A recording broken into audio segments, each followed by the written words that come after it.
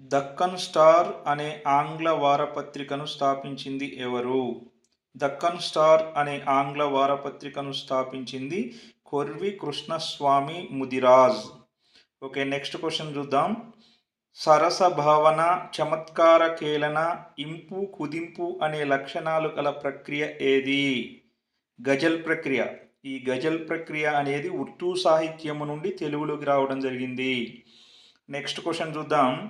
'ఏబది సంవత్సరాల జ్ఞాపకాలు' అనే ఆత్మకథ ఎవరిది? 'ఏబది సంవత్సరాల జ్ఞాపకాలు' అనే ఆత్మకథ దేవులపల్లి రామానుజారావు గారిది. ఓకే ఫ్రెండ్స్, మేము చేస్తున్నటువంటి వీడియోలు కనుక మీకు నచ్చినట్లయితే తప్పకుండా మా వీడియోని లైక్ చేసి షేర్ చేయండి.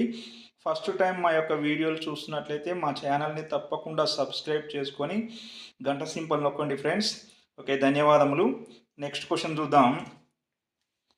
అమ్మ ముగ్గు వేస్తే ప్రాంగణం అద్దకపు చీరలా కనిపించేది అని పేర్కొన్నది ఎవరు? టి కృష్ణమూర్తి యాదవ్. వీరు తొక్కుడు బండ, శబ్నం అనే కవితా సంపుటాలు కూడా రాశారు. అయ్యో పాలింకిపోవడానికి ఉన్నట్లు మనసింకిపోవడానికి మాత్రలుంటే ఎంత బావుండు అన్న కవయిత్రి ఎవరు?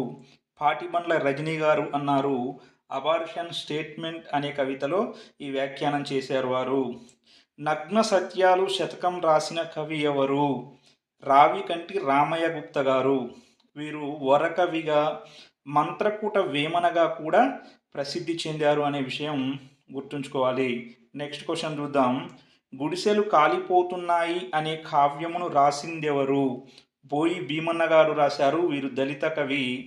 దీనికి గాను కేంద్ర సాహిత్య అకాడమీ పురస్కారం కూడా లభించింది. అజంతా అసలు పేరు ఏమిటి? పెనుమర్తి విశ్వనాథ శాస్త్రి.